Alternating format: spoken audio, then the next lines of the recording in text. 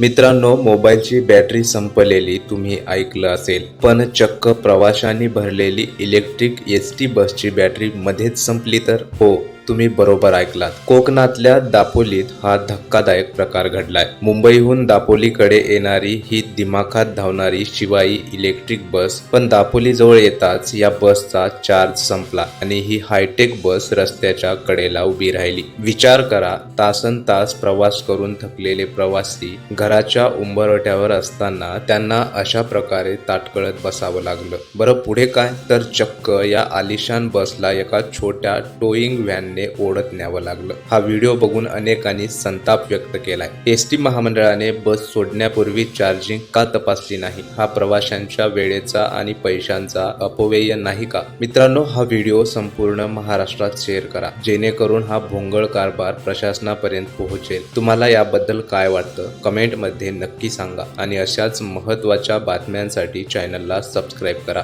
धन्यवाद.